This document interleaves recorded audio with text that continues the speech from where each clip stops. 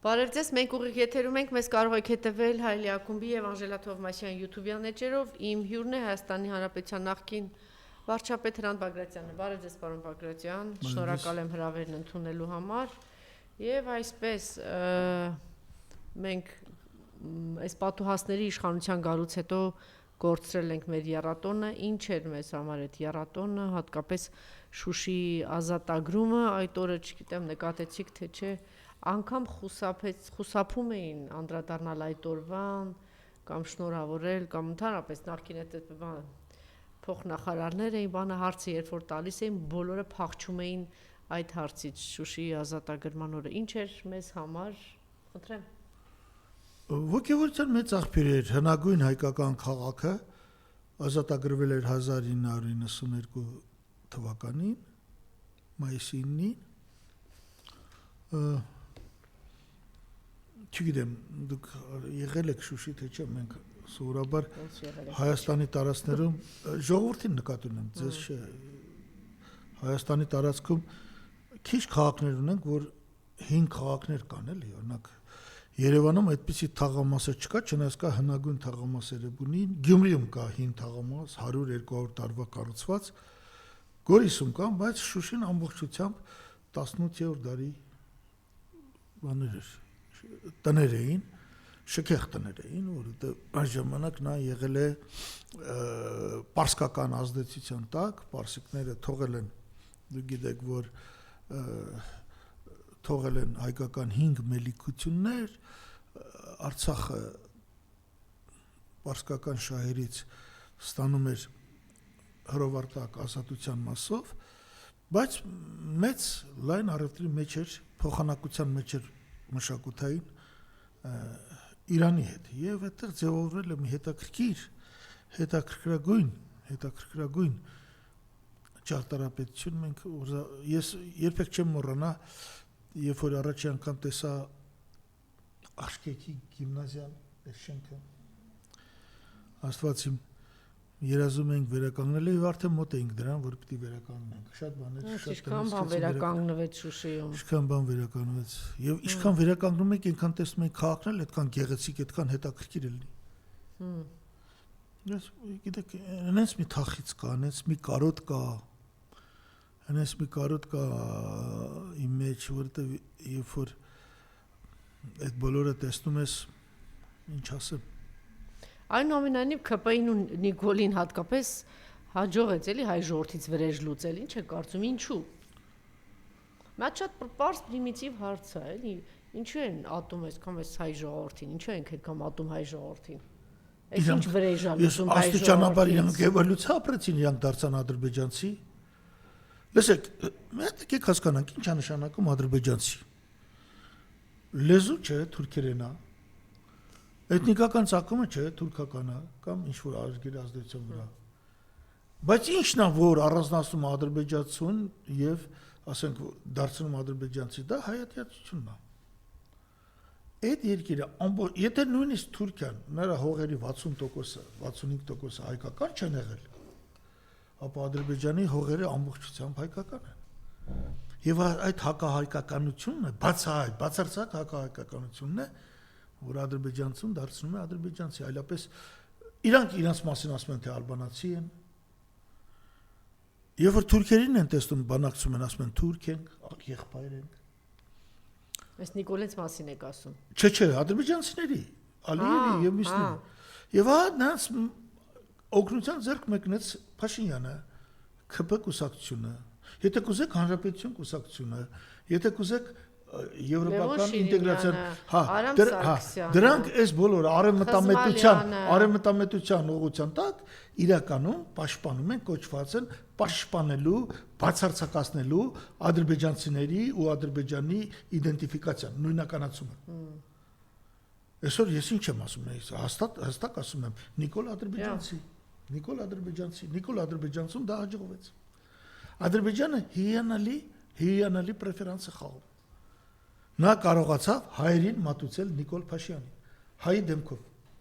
թաքնված ադրբեջանցի։ Եվ մի դավաճանությունից հետո արդեն իմաստ չունի մտածել խնայել երկրորդ, երրորդ, չորրորդ դավաճանությունը եւ ես միշտ ասել եմ ձեզ, հիշեք այսօրը հերթ եք կանգնելու, եթե չփոխվեց այս մարդը, այս վարչապետ կոչվածը, հերթ եք կանգնելու մեքենաներով Վրաստան մտնելու համար, որովհետեւ այնինչ արվել է Արցախի հետ, արվելու է նաեւ Հայաստանի ու Երևանի հետ։ Հերթ եք կանգնելու։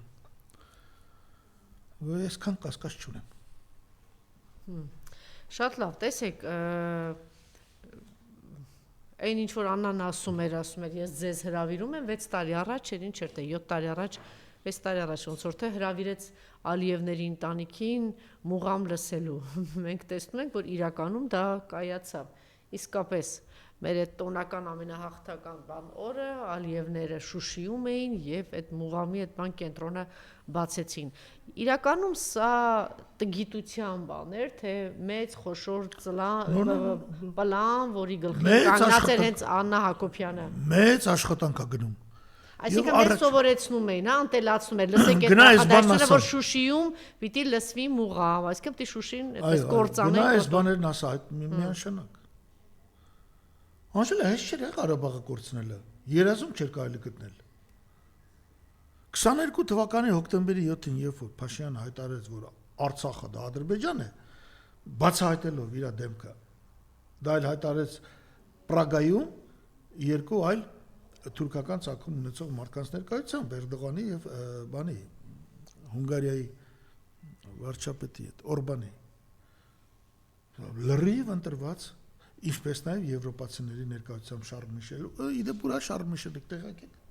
բան է կազմել, մեծ հանձնաժողով է կազմել, մտահոգված մի շարք եվրոպական երկրների հետ Արցախի հիմնախնդրով, Արցախահայությամբ, օգնությամբ, այո, զբաղված են ինքը Մակրոնը, բայց այդ ինքը չի Շարլ Միշելը չի ռուսներն են ասում, Շարլ Միշելը չի որ ասում Բլինքենը Շարլ Միշելը չի Բլինքենը չի որ ասում վերացրեք Մինսկի խումբը իրանք չեն ասում խորացնենք էլ ավելի խորացնենք այսինքն անունը դնում են որ Արցախի պաշտպանության խումբ լավ վերադառնանք Պրագա դրանից հետո ռուսները մանտրաշ ընկած են ասում են 5 միլիարդ փող ենք ծախել եկել ենք այստեղ խաղաղապալնենք այս ինչ ասում եթե Արցախը Ադրբեջանը բա մենք այստեղ ինչ ենք անում եւ իրոք Ադրբեջանը դրանից մի 10 օր հետո ասեց տղեկ ես չեմ ասում Հայաստանն ասում որ սա Ադրբեջանն է որ Ադրբեջանը թողեք գնացեք։ Ես էլ հեսա փակում եմ Լաչինի կորիդորը։ Դրանից հետո եւս մի քայլ արվեց։ Եվ Արցախի ղեկավարության այդ մասին տեղակ պավեց, դե որ տենց է, գոնե դիմեք Ռուսաստան մտնելու կամ ռուսական քաղաքացիություն ստանալու համար։ Մենք դա էլ չենք կարելի, որովհետեւ Արցախի ղեկավարությունը, չեմ ուզում ասեմ հենց ղեկավարը կոնկրետ անձնավորել, բայց դա 1-2-3 հոգի ասացին մի հատ հարցնենք Փաշինյանին, հա։ Ես ընդհանրում եմ Փաշինյանն ասել հիմա այսինքն անգամ Արցախը ծախելուց հետո Պրահայում այն հայտարարությունը որ Արցախը Ադրբեջանը ռուսները տվել են մեծ շանս Արցախահայությանը եւ Արցախի ղեկավարությանը փրկվելու այն է քաղաքացիություն ընդունելու ես ուզում եմ սարսափելի բան ասեմ այո խոսքս 8-ին էլ չի վերաբերում բոլոր 8-ը չեն մասնակցել դրան այնտեղ կային մարդիկ որ առնչություն չունեն Ռուբեն Վարդանյանը Բակո Սահակյանը եւ այլն բայց այն որ այսօր Բաքվի բանտերում հայտնվել են մի քանի մարդիկ, որոշ մարդիկ, հեչ էլ պատահական չի։ Այսինքն պիտի գնային հակառակ Նիկոլի ցանկության, որտեղ ես վստահ եմ, որ Նիկոլը ուղղակի չգիտեմ ինչ կաներ այդ մարդկանց որ համարձակվեն։ Իրանք արդեն մի պա պիտի դուրս գային նաև Փաշինյանի դեմ։ Ասելով չեն կանում քո ասածները։ Դե այդ պահին Ալիևին կասեր հարցակվի։ Թուրքիային էլ հետ է կասեր հարցակվի։ Հենց որ իրանք այդ թղթերը տանել։ Չեն կարող հարցակվեին։ Այնուամենայնիվ հայկական բանակը լիովին ջարդված չէր։ Այնտեղ որտեղ հայկական բանակը կռվում էր, իրենք չէին կարող հաղթեին։ Թուրքերը շատ զգուշ են հարցակումից, լավ նախապատրաստումով են հարցակում։ Նրանք զոհերից շատ են վախենում։ Շատ են վախենում։ Թուրք զինվորը այնուամենայնիվ ոքին չունի, ինչ հայ զինվորն ունի։ Այո, այդպես է, հենց այդպես։ Եվ ես ուզում եմ ասել, որ մենք հիմա պաշտպանում ենք։ Դա ռեալ է, պարոն Բագրատյան, ռեալ իսկապես ռուսները այդպիսի առաջարկ արել են եւ պիտի գնային դրան ընդունեն քաղաքացիություն։ Պիտի անեն դիմում են ձեզ միանալու, դիմում են ձեզ ազգային ժողովով նախագահ բանով դիմում են ձեզ անց քաղաքացիություն։ Պարոն Բագրատյան, ես է գիտեք, որ շփումներ ունեի եւ ասում էին, մեզ ասում են դեռ սպասեք։ Իսկապես եղել է ինչ որ մի բան Ռուսաստանից որ ասել են։ Այո, իրանք սպասելու տեղ չունեին։ Նիկոլի հայտարարությունից հետո գոնե սա պիտի անեին։ Ոնց մենք ոչ մի դեպքում Ադրբեջան չենք, եւ եթե Հայաստանը հանձինես իր վարչապետի մեջ չի ուսում, մենք դիմում ենք Ռուսաստանին։ Լավ, դուք չեք կարծում, որ Արայիկ Հարությունյանի հեռանալը եւ նոր նախագահի ընտրվելը հենց տանելու էր դրան, որ իրենք հաջորդիվ կհայտարարեն, որ մենք ինչու էր ուշ։ Այդ նույն գործողությունը կարող էր Նիկոլ Ալիևի հետ ասել հարցակվեք Արցախի վրա։ Ճիշտ է, բայց Ադրբեջանը այս ժամանակ զգալով, որ նոր նախագահի օրոք դա տեղի կունենա, հարցակվեց Արցախի վրա, ասելով հակատերորիստական օպերացիա եմ անում։ Դե ուրեմն մեծ մասը որովհետև արդեն այս ժամանակ ռուսական զորքը պակասեցրել էին եւ պարզապես դիտորդ էր։ Մնան անիմաստ էր ռուսական զորքի խաղապահ, բայց Հայաստանը թուղթ էր ստորագրել։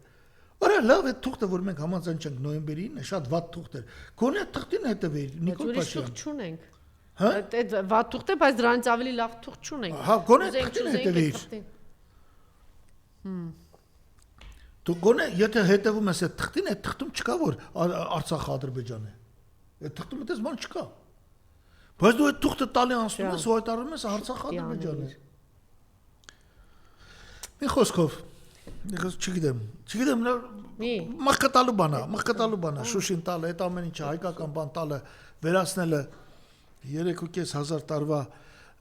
հայությունը, որ ապրում էր Արցախում ամենահին հատվածը հայության, այլևս այնտեղ չի կարող ապրել այնտեղ։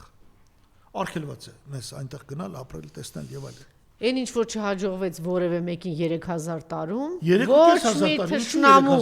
չհաջողվեց անել, իսկապես անհավանական բան է թուրք ժողովրդի համար, երևի ումից հետո ասեմ, Աթաթուրք էլ ում անունը տամ, Ալիևից շատ է արել Նիկոլը, Աթաթուրքից հետո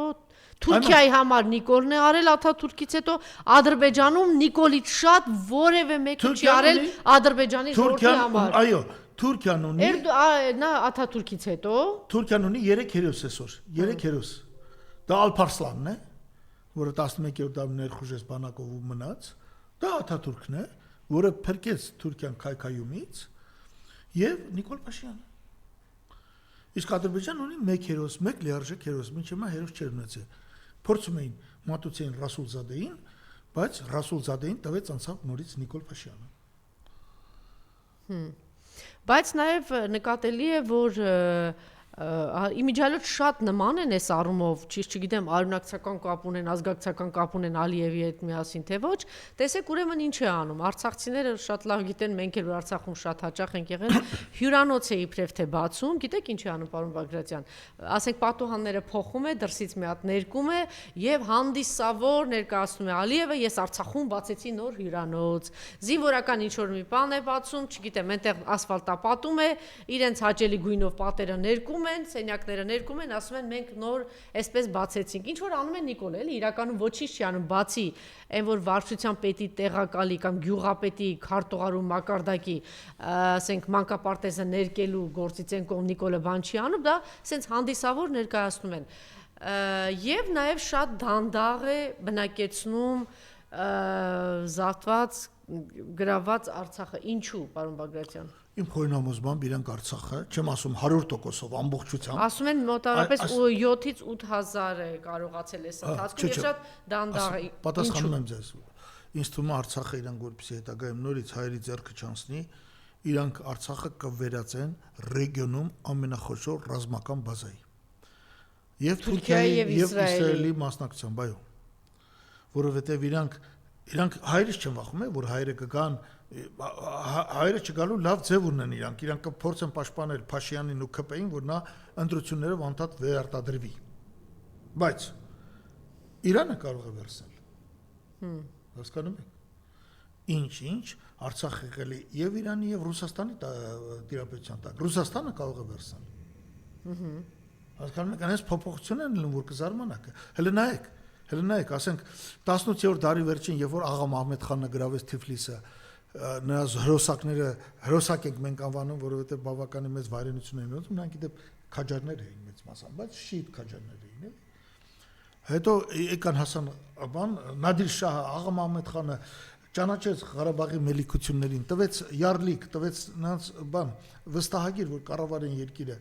Բայց հետո հանկարծ Պարսկաստանը անետանում է, գալիս է Ռուսաստանը, թվում է թե գալիս է հավերժ, հանկարծ Ռուսաստանը անետանում է, այս բոլորը կարան փոխվեն։ Այս բոլորը կարող է փոխվել։ Պրոբլեմներ կան Թուրքիայի հետ կապված, Թուրքիայում շարունակում է սրընթաց ավելանալ քուրդ բնակչության տեսակարգաշիռը, որը այսօր արդեն կազմում է 35%։ Հասկանում եք, այս բոլորը կարող է փոխվել։ Երբ որ ես ասում եմ վախենում են Արցախը նորից հանձնելուց, անպայման չի որ հայերին հանձնեն։ Հայերը կարող են փոխվել ի վերջո հայերը կարող են, չէ՞, ունենալ տղամարդ ղեկավարներ, այսինքն համարձակ ղեկավարներ, որոնք մտածում են Հայաստանի մասին, Հայաստանի շահերի մասին, չեն բարբաջում իրական Հայաստանի ինչ-որ թեզերով։ Հա, այնպես որ այնտեղ կլինի ուրեմն ռազմական բազա։ Հա, իդեպ Մոսկվայում էլ ինձ ասեցին, որ այստեղ կան ճիշտ է շատ հայտնի ադրբեջանցիներ, որ ասում են մեր տուն ենք ունեցել պապերս չգիտեմ ինչ, Ջեբրահիլում եւ ինչ որ տեղեր, ասում են մեզ հնարավորություն չեն տալիս գնալ։ Եվ այդպես ասում են, որ հիմնականում Իսրայելի ռազմաբազաների համար է այդ ամեն ինչը փաստորեն։ Այդտեղ պետք է կառուցվի հզոր մի կետ։ Ինքը դիրքն է լավ է, լեռնային է դիրքը։ Իշխում է տարածաշրջան նկատմամբ հզոր մի կետ, որ կվերահսկի եւ Հայաստանը, եւ Իրանը, եւ Ռուսաստանը։ Եվ թուրքական աշխարհը Ղարաբաղի տարածքում կստացի հզոր ռազմաբազա, սա իմ ենթադրությունն է։ Դա նշանակում է, որ պետք է այնտեղ ունենալ այնքան բնակչություն, որքանը հերիք է, որ այդ ռազմաբազայի կարիքները հոգան։ Ես մարգարետ չեմ, կարող եմ սխալվել։ Խաչիկյանն էր կարծեմ ասել, բայց շատ դիպուկ, որ չեք գտնի երկրորդ ժողովուրդը, որ իր ժողովրդի մի հատվածին կհանձնի թշնամուն, իր տարածքները կտա թշնամուն եւ բանաձևումը հետեւյալն է, որ կուշտ փորով հաց ուտենք, տանք, որ լավ ապրենք։ Հիմա տեսեք, օրինակ Ալենը երկու օր առաջ ասելա, որ չեք գտնի մի մարդ, որ ասի մենք հիմա ավելի վատ ենք ապրում։ Այս խայտարակ թանկացումները, չգիտեմ, հաց, առաջին անհրաժեշտության սննդամթերք եւ այլն։ Հիմա ինչ ունեք ասելու հայ ժողովրդի այն հատվածին, որ ասում էր Արցախը բեռ է, տանք, որ լավ լափենք, ուտենք, կշտանանք, մեր որովայնը լցնենք։ Ըստ էության կոպիտ եմ ասում, բայց դա էր։ Հիմնականում այն տական շերտը ապրում էր դրանով, ընդ որում այս փոքր երկրում։ Հիմա տեսեք, ես նայում եմ։ Անժելա ջան, ասեցի լավ ապրելուց։ Հիմա խոսենք մի րոպե, խոսենք, այդ Ալենին էլ ասենք, մյուսներն էլ։ Հանգիստ հիմա լսի։ 3 օր առաջ եմ ներկայացրել թվերը։ Հայաստանի Հանրապետության մեկ շնչին ընկնող հնան 90 թվին եղել է $2475։ 23 թվին 23 թվի արդյունքներով դարել է $21840։ Նույն Վրաստանը 90 թվին սրանք համաշխարհային բանկի տվյալներն են, եղել է 6000, 2.5 անգամ ավել։ 23 թվին եղել է 23000, համարյա մեր հավասար։ Ըստ որում այս ընթացքում 95-ից 2005 թիվը Հայաստանի մեկ շնչին ընկնող հնան ավելի բարձր, քան թե Վրաստանում։ Ադրբեջանում նույն թիվը կազմել է 23000, այս բոլորով հանդերձ ռեսուրսով բանով Ադրբեջանը շեշտակի լավ չի ապրում Հայաստանից։ Սա ես ասում եմ ոչ թե նրա համար, որ Փաշինյանի օրոք ենք սկսել լավ ապրել, Փաշինյանի օրոք ունեցել ենք 40% 44% տնտեսական աճ 7 տարում, որը անում է 5.15% միջին տարեկանը։ Սա ավելի ցածր է, քան թե երրորդ նախագահի, քան թե երկրորդ նախագահի օրոք, բայց այն նոմիներով աճ է եղել։ Հիմա մեկ շնչին ընկնող նաև 90 թվին մենք ավել ենք 7.7 անգամ, այսինքն 21840-ը բաժանեք 2645-ի։ Այսպիսի թիվ չկա։ Վրաստանը ավել է 4 անգամ, Հայաստանը 7.7, Բուլղարիան ավել է 5 անգամ, Ռուսաստանը 5.5 անգամ, Մոլդովան 2.5 անգամ, Ուկրաինան 4 անգամ։ Արա, Աստծուս մանանայեք ուզում, արա։ Արա ով է լսել, որ Հայաստանը գանցնի, Բուլղարիան այսօր 37000-ը մեկ շնչին ընկնող հնան, Հայաստանը 21800, 22000, 1.5 անգամ ենք հետ։ Հələ հիշեք, Խորհրդային միության տարիներին բոլորս ուզում ենք Բուլղարիա գնայինք տուրիստ, որ բաման առնեինք բերեինք։ Ինչ եք ուզում այս ծանր պայմաններում։ Եվ այդ հաջողությունների մեծ մասը եղել է առաջին 3 նախագահների օրոք։ 94 թվին Հայաստանը ունեցել է տնտեսական աճ 7%, առաջինը ԱՊՀ-ում, առաջինն ու միակը։ Այդ ժամանակ դեռևս Ադրբեջանի տնտեսությունը անկում էր, դրա համար ռազմաճակատում մենք հաղթում էինք։ Առաջի տնտեսական աճը Հեյդար Ալիևը ստացել է 1997 թվականին։ Էս էլ ի պատասխան նրանց, ովքեր ասում են ռեֆորմները բացասական ազդեցին մեր վրա։ Որովհետև Հեյդար Ալիևը փորձում էր սովետական ձևերով կառավարել գործանը, ասենք Բաքվի կոնդիցիոներների գործանը, որ տենց չկառավարվեց ու քանդվեց ու տենց վերացավ։ Սա պիտի հասկանա, հիմա Ալեն Սիմոնյանը ասացը, սա բացարձակ ստախոս է։ Բացարձակ ստախոս։ Ալեն Սիմոնյան, մեր գնաճը 7 տարում, հիշի, ակնժրի տողարա, եթե համարձակություն ունես, տղա ջան, զանգի Պետրոս Ղազարյանին, եթե քեզ իրավունք տվել են Պետրոս Ղազարյանի խոսելու, եթե նա հերախոս կվերցնի, Պետրոս Ղազարյանն ասել նկատել եմ հմեկում աշխատող Ժաննայի ամուսնու։ Զանգի եւ ասա, Պետրոս Ղազարյան, ես ուզում եմ Հրանտ Բագրատյանի հետ կամ բանավիճեմ լավ ապրելու շուրջը։ Ես հրավիրում եմ քեզ բանավիճի, վարչապետը չի գալիս։ Ուրեմն բարեկամս, հիշի։ Միջին կենսաթոշակը 17 թվի 40600 դրամից դարել է 49000 դրամ։ 49000-ը 40-ից ինչքան ավել 18%, գնաճն եղել է 25%։ Այսինքն բնակչության 500 իսկ թոշակառները 500,000 մարդ են։ Բնակչության 25%-ն են։ 25%-ը որ նախդիճել է, չէ՞։ Պարոն Սիմոնյան։ Հաջորդը երկու ուրիշ սեկտոր էլ կա, պետական ոլորտում իրական աշխատավարձները, այո, բարձրացել են։ Մոտարապես 15% իրական նոմինալը հանած։ Բայց այս պետական սեկտորում իրական աշխատավարձը փորձենք մաքրել ձեր տված պրեմիաներից, որ դուք տալիս եք ԿՊԱ-ականներին։ Մեկ էլ կարող է հանրապետություն կուսակցությանը տակ, նայելա ԿՊ-ի բանով, կամ են եվրոպամետներին տակ եւ այլն։ Սովորաբար եթե ամբողջ աշխատավարձը բաժանեն պետական սեկտորում աշխատողների վրա, ապա կստացվի այն, ինչը կոչվում է միջին ջերմաստիճանը հիվանդանոցում։ Դա սխալ է, հասկանում ես, Ալեն Սիմոնյան։ Գնանք մասնավոր սեկտոր, այո, այստեղ աճ կա, մոտարապես 20% աշխատավարձն ավելի են աճել, քան թե գները։ Այսինքն եթե գներն աճել են 7 տարում 25%, 25 ամբողջ ինչքան տոկոսը, ապա այստեղ աշխատավարձն աճել են 45%, 45 հանած 20%։ Այսինքն մենք չունենք, հիմա Ալեն Սիմոնյան, դուք եք տպում ես թվերը։ Եթե ձեր մոտ լավ եք ապրում, աղքատությունը պիտի իջնի, չէ՞, երիտասարդ։ Կարծեմ երիտասարդ մարդ եք։ Ես երբեք չեմ տեսել երիտասարդ եւ մտածելու անընդունակ մեկը ոնց որ դուք եք։ Աղքատությունը որ պիտի իջնի, եղբայր, ինչա ձեր մոտ աղքատությունը 24.5%-ից 7 տարում իջել 23.7%-ի։ Մի տոկոս էլ չեք կարողացել իջեցնել։ Ինչի է ձեզ մոտ ծայրահեղ աղքատությունը, երբ որ մարդը վաբշե հաց ուտելու փող չունի, 1.5%-ից դառնում 1.9%։ Ձեր տպած թվերն են, եղբայր։ Ես կարող չեմ քո երեսին տեսնելու։ Ոչ տղա ես, ասա ես Բագրատյանի հետ գալիս եմ։ Դեռ անհարմար բան եք ասում, հիմա պիտի գնաք այդ։ Չէ, բայց պիտի ասեն։ Չեն հասկանում։ Մի րոպե։ Դες բաներ մի ասեք։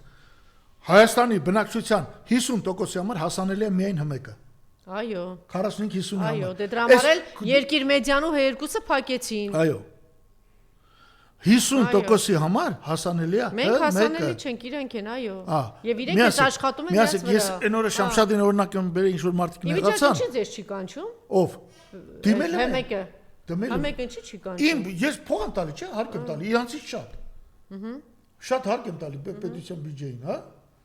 Չեն կանչում։ Կդնամակ ենք նույնիսկ գրե։ Անցի չեն կանչում նույնիսկ այս սահմանազատումը բացատրեմ, որ ժողովուրդը մեկը բավական է 3 անգամ ես հնարավորություն եմ խոսել, ժողովուրդը լրիվ կհեղափոխվի։ Մեկը ես հասանելի եմ ժողովրդին։ Մեկը ես անում եմ ամեն ինչ, որ հասանելի լինի իմ ասածը։ Բայց մեր հնարավորությունները, օրինակ այն օրը ասել էի, Շամշադինում չեն լսում ինձ, ոմանք նեղացել էին, թե տունը ես լսում եմ, ես գրելի աղբեր ջան, ես քեզ ճանաչում եմ, ինտերնետում, կոմպյուտերում, YouTube-ում, հա, կարող է լսել ես։ Բայց արի համաձայնեք դուք։ Մեզ չեն լսում, ինչ որ գյուղերում, բաներում մի շարք մարզերի չեն լսում։ Այո։ Հիմա այնպես որ ես հիմա ես թքած ունեմ այդ նույն Համեկի Պետրոսի եւ մյուսների վրա կներեք թքած ունեմ բայց ես ասում եմ նույն համար իմ ժողովրդի համար որ իմ ժողովուրդը կորելա դեզինֆորմացիայի մեջ չէ կամ էլ հնարավորություն տվեք դեզինֆորմացիա երկուսի երկիր մեդիայի ոնց որ նախկինում կան կամ այդ հնարավորությունը տվեք հա իրանք ոչ մի բան չունեն վերացնելու են այս ամեն ինչը եկել եք որ հիմա էլ Հայաստանը վերացնենք միակ ձեր շանսը Հայաստանն է ժողովուրդը պիտի հասկանա Եթե Հայաստանը մնա,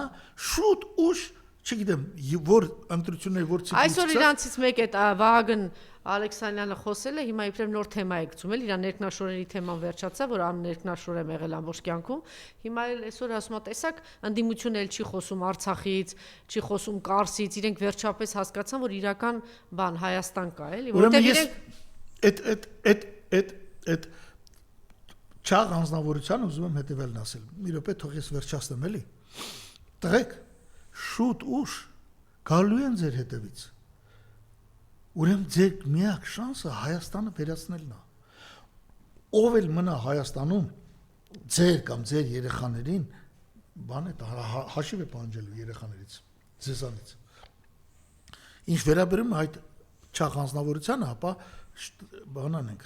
տղա ջան, մենք նույնիսկ մտածում ենք ոնց ենք անելու, որ Արցախը հետ ստանանք։ Մենք գիտենք, որ քո նման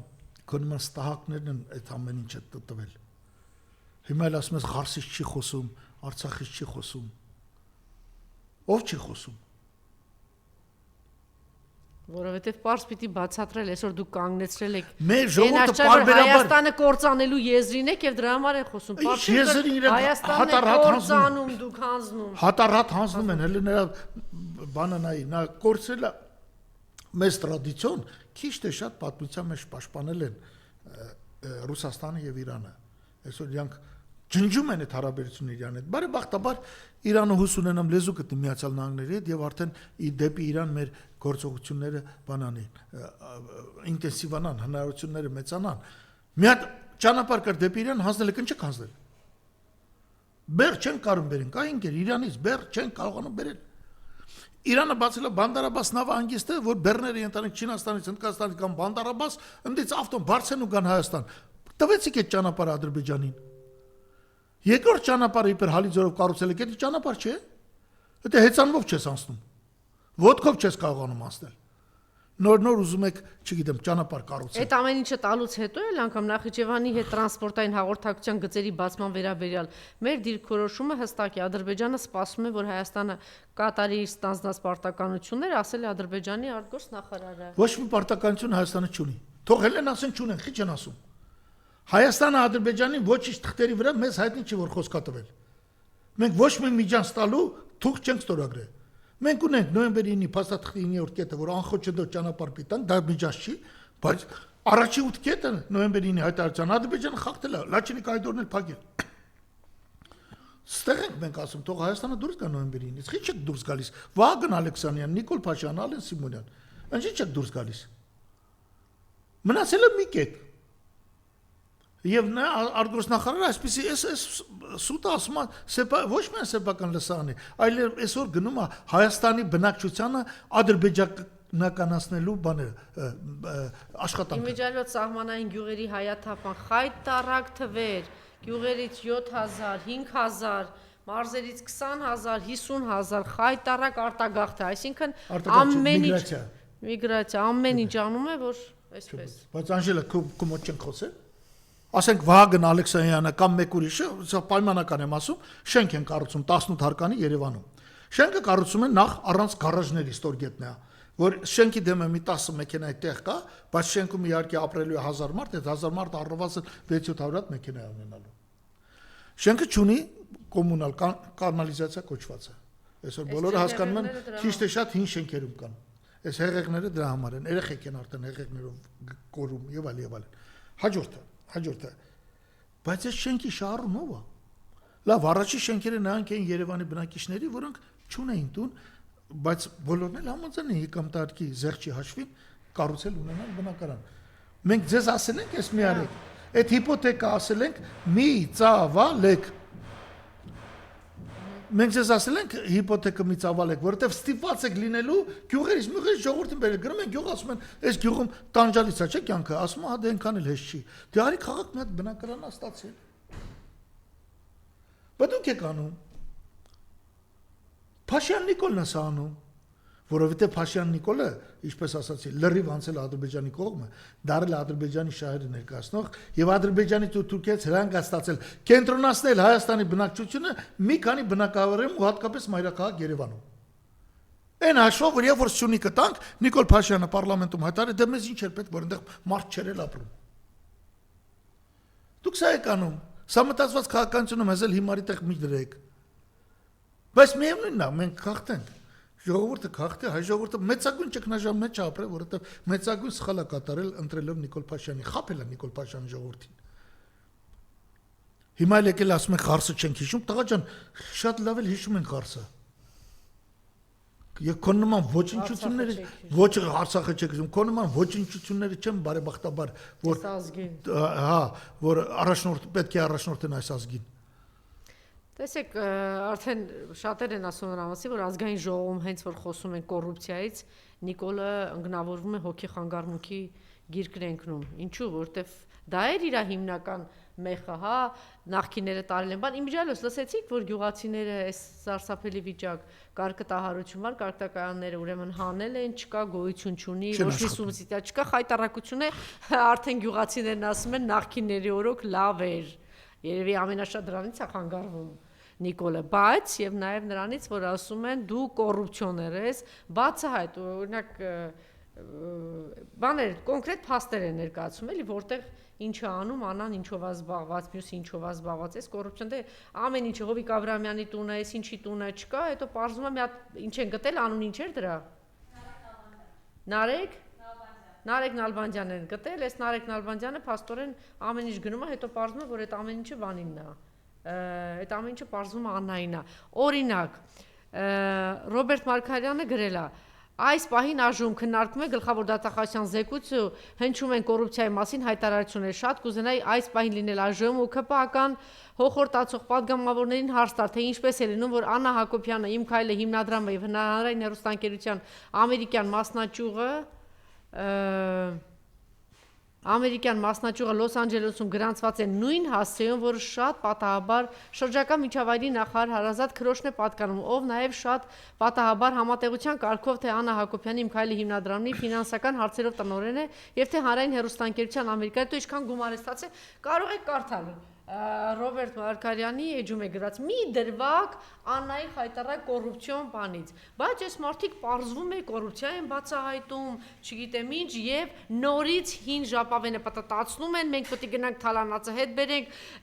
Ռոբերտ Քոչարյանի տարածքները, չգիտեմ ինչ, խնդրեմ։ Աննա, նախ այդ Աննայի մասով։ Ամենայն պատասխանությամբ հայտարարում եմ, նրա հիմնադրամները նախ եւ առաջ ծառայում են քաղաքացիական պայմանագիր կուսակցության բանին կարիքները հոգալու համար։ Սա հիշ։ Խնդիր ունեք, ավելի մանրամասն կասենք։ Երկրորդ։ Սելի ժողովուրդ։ Պետական բյուջեի եկամուտներ հնարաբերությունը 7 տարում 22.8%-ից դառել է 24.2%։ 1.4%-ով է փոխվել։ Սա նշանակում է, որ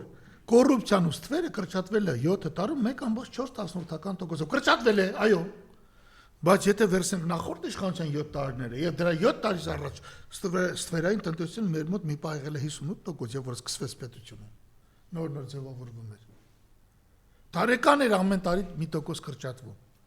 7 տարում 1.4%։ Ստվերային տնտեսությունը այսօր կազմում է 37% հնայի։ Եղել է 39, հələ պակաս 39-ից։ Այս 37% ստվերայինը, երբ որ ինքը հանկարծ մի քիչ հարկեր հնան բան անում, ասենք ես 1.4%-ը, 1.4%-ը Փաշինյանն ինչ ասում։ Դե գոնե այդքան բարելավել եմ, չէ՞։ Տղա ջան, ամեն տարի էին այդքան բարելավում։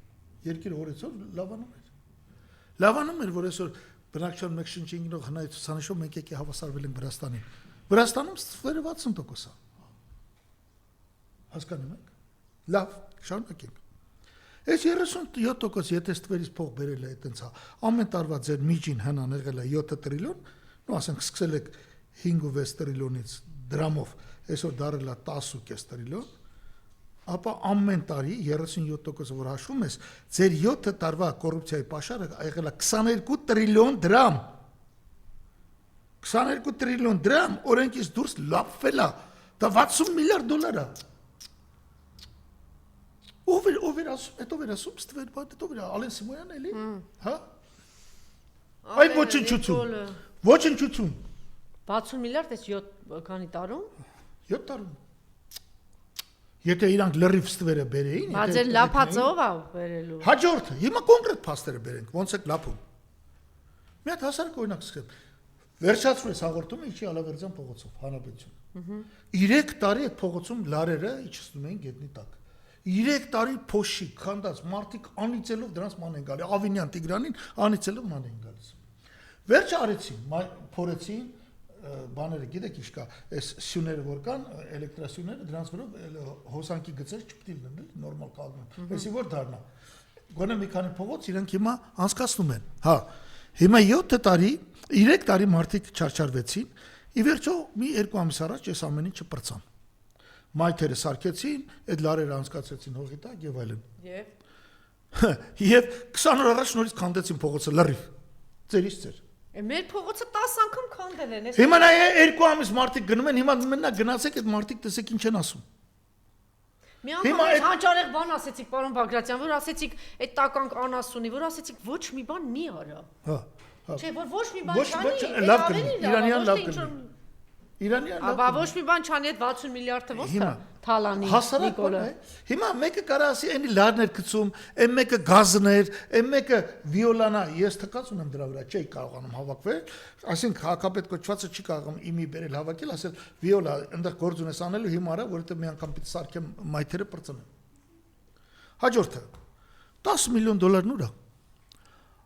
Անիֆի 10 միլիոն դոլարն ուր է, որ Արմեն Սարգսյանը, այն միացած հզոր մի պրեզիդենտ ունեինք, որը ներդրված էր խորհրդային KGB-ի կողմից, որպես հատուկ ծառայությունների գործակալ բանում Անգլիայում, իրան միջնորդել էր Գևորգ Վարդայանն, հայտնի հետախույզ են հերոս մարդը, համոզել էր, որ դա միջնորդել էր, որ դրան նշանակի տանեին այնտեղ, գնացել էր հիպերֆիզիկոս այնտեղ, անմիջապես մի տարի հետո անցել էր արդեն անգլիացիների կրկնակի գործակալ, կրկնակի գործակալ, բոլոր կողմից գործակալ։ Այն եկավ, ասեց, համոզել եմ Air Arabia-ին, մենք պիտի թռնենք, Արմարնա, ինչ անկերությունն ենք ստեղծում, եւ արդեն մենք ունենք ավիափոխադրող, որը 50%-ը պետությանն է։ Դրա դիմաց պետությունը 10 միլիոն դոլար փող պետք է, ուր է այդ 10 միլիոնը։ Ուրը հայարնան, որտեղ է հիմա Դավիթ Փափազյանը, Անիֆ ընկերության տնօրենը։ Հոգաբարձությունների խորհրդի նախագահ Տիգրան Ավինյանը գիտենք, դարձել է քաղաքապետ այդ ընթացքում։ Հաջորդը։ Իդեպ շատ սահուն համագործակցում է եւ համատեղ հիվանդանոց են բացել այս առողջապահության նախարարի հետ, այնպես որ իր գործերը շարունակում է Արցախը ծախելուց հետո Արմեն Սարգսյանի գործերը շարունակում են փայլուն տնտեսական, ֆինանսական գործերը փայլուն ընթանալ Հայաստանում։ Հաջորդը։ Եկեք հիմա մի ուրիշ բան պարզենք։ Գնացել էիք, ուզում էիք 6-րդ սերնդի ավտոբուսներ բերել, մասնավորապես գերմանական ման ընկերության ավտոբուսներ, որոնց չգիտես ինչու մրցույթ հայտարարեցիք 25 միլիոն եվրո վերկվարձրեցիք։ Այդ ավտոբուսները 6-րդ սերնդի ավտոբուսներ են, որոնք մի քանի անգամ ավելի քիչ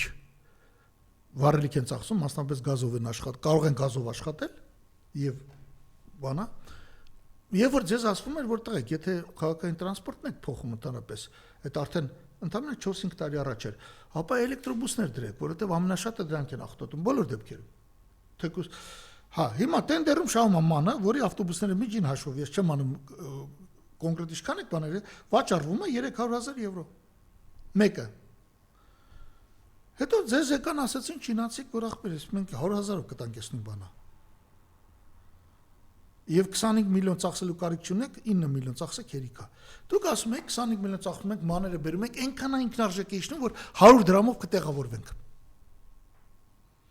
100 դրամով չտեղավորվակ, հիմա 150 դրամ է, էդ էլ մինչև տարվա վերջ, 26 թվականից նորից թանկացնելու եք, իհարկե կարող է 26 թվականի սկզբից չթանկացնել, քանի ընտրությունները կանցնեն, ընտրությունները եթե կարողացաք մարսել, դարձնելու եք 1-300 դրամ։ Ուր է։ Այստեղ 16 միլիոն եվրոն ուր է։ Հաջորդը։ Կառուցվում է գուցե սխալ Երևան-Գյումրի ճանապարհահատվածը հյուսիս-հարավ, չնայած դա պետք էր կառուցել հարավում։ Եկաք, լավ, քննադատեցիք, որ վատ է, որ ենթակապալառուներ կան, որը թանկացնում է շինարարությունը, որը եթե ի վերջո չինացին անում Սինագիդրո ընկերությունը, ապա թող Սինագիդրոնն լանի եւ այլն, բայց մինչեւ Սինագիդրոն կապալը ստանում է մեկ ուրիշներից, հայրից։ Հեսա տեսեք, քայլում եմ, ասում եմ, որ այդտեղ գնացել էր, իջել էր այդ բանով փողոցով, ասֆալտով քայլում են նոր սարքվող այդ հատվածներով։ Ասում եմ, քայլում եմ կոռուպցիայի միջով, կոռուպցիայի բլուրների միջով եմ քայլում։ Հիմա արդեն լրիվ է ծախսված 1 միլիարդը։ Ճանապարհի գոնե կեսը կա, չկա։ Ինչ փոխեցիք։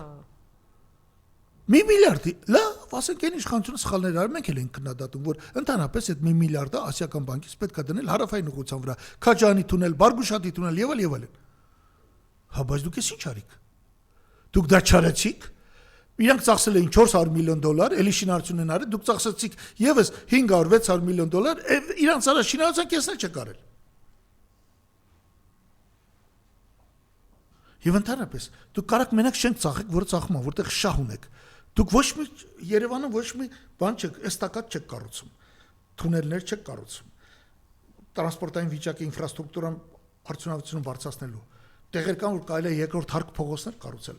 Քաղաքում շատ մեքենաներ կան։ Գնացեք նայեք խիտ ապրած երկրները, Մոսկվան գնացեք նայեք։ Նայեք Շանհայում փողոցների մի 30-40% կամ Շենդու քաղաքում Չինաստանում 30-40, Պեկինում 30-40% երկարկանի են։ Կառուցեք կրա։ Դա ասֆալտ չի կարողանում ներկայանում։ Այո։ Չես կարողանում տղա ջան մի բան կառուցել։ Դու չես կարողանում մի բան կառուցել, որը չես կարող վաճառել։ Դու կարող ես կառուցել միայն այն, որ վաճառեք մեջը փող ունենաք։ Բայց ինֆրաստրուկտուրաները ո՞նց է կառուցելու։ Ինֆրաստրուկտուրա նշանակում է հանրային սպառման փողոց։ Դա չես կարող վաճառել։ Մի խոսքով, սա մի ահավոր բան է։ Սա մի ահավոր աղետ է հայ ժողովրդի գլխին։ Ահավոր աղետ է։ Տեսեք, դուք Մոսկվայում էիք, նախ ինչ տպավորություն ստացա, գիտեմ, որ շատ մեծ ֆորումի էիք մասնակցում, անգամ իմացա, որ Ջեֆրի Սաքսի նման էսպիսի դեմքեր, երևույթներ կային այդտեղ, հա։ Այո։ Դրա մասին կուզենայի խոսել եւ նաեւ հաղթանակի օրն էր Ադրբեջանը անգամ։ Թե մենք ինչ ենք տվել, խնդրեի դրա մասին խոսել երկրորդ համաշխարհային պատերազմի ժամանակ եւ մեր զորախումբը չկար, այդպես անցնում էին ադրբեջանցիները կային, հայկական զորախումբը չէր տարել Նիկոլը։ Կարմիր հրապարակում անցնում էր երկրորդ համաշխարհային պատերազմում մասնակցել է 600,000 հայ։ Դրանցից 316,000-ը զոհվել են։ Ունեցել են 109 հերոս։ Հիմա համեմատենք Ադրբեջանի հետ։ Իդեպ այդ ցուցանիշով մենք ասենք ենթարենք 1000 բնակչության թվով վերցում է, հա, ամենաէֆեկտիվն են հрьяաներից հետո։ Հрьяաները լավ են կռվել, որովհետև գիտեք, որ գերմանացիներ սպանում էին նրանց, որովհետև նրանք հрья են։ Տվել ենք 5 մարշալ, Ադրբեջանը 0։ Տվել ենք 19 գեներալ գնդապետ, Ադրբեջանը 0։ Տվել ենք 101 գեներալ լեյտենանտ, Ադրբեջանը 0։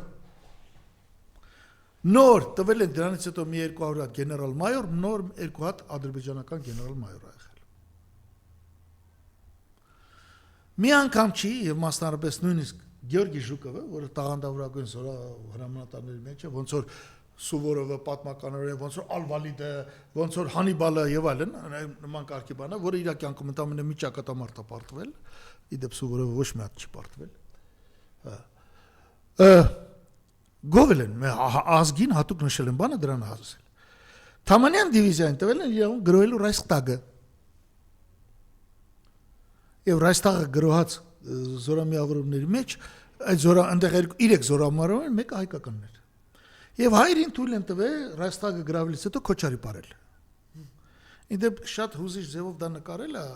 շատ հետաքրքիր իմ կարծիքով ռեժիսորը Սարիկ Անդրեսյանը։ Երեք ցույց էին տալիս այդ ֆիլմը, բանը Պատերազմ եւ երաժշտություն, Սարիկ Անդրեսյանի ֆիլմը,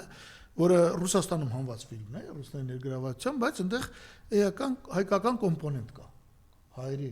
ըստ էության նրան հաջողվեց վերջապես ֆիլմ անել Թամանյան դիվիզիայի մասին։ Ըստ էության Թամազյան դիվիզիան է, այդտեղ Սանսի Դավիթ այդ զորամիավորումները, տանկերը եւ այլն բոլորը նկարել է, եւ դա պատմության համար շատ կարեւոր է եւ բարձր դիտումներ ունեցող ֆիլմ է ռուսական բաներում։ Հիմա այդ ծավալտում եմ հрьяաներից հետո երկրորդ ազգն ենք, որ մենք իրավունք ունենք հպարտանալու արա։ Արա Տրամպը շնորհավորում է Պուտինին, չէ՞ որ անուրանալի է։ Սի Ցինպինն է գալիս Մոսկվա 4 օրով շնորհավորելու։ 27 միլիոն զոհ են տվել։ 27 միլիոնից 300,000 հայ զինվոր, հա, 27 միլիոնից 11-ն է զինվոր։ Այդ 11 զինվորներից 320,000 հայեր են։ 3.5%-ը։ Հələ տեսեք ինչ լումա է հաղթանակի։ Ուր էր sense կրվեիք 2020 թվին։ Չթողիր, Փաշյան, որ կրվեն ժողովուրդը։ Եվ իհարկե Ինչու sense ամոթ այնտեղ ադրբեջանական բանն է դուրս գալիս քայլում, որը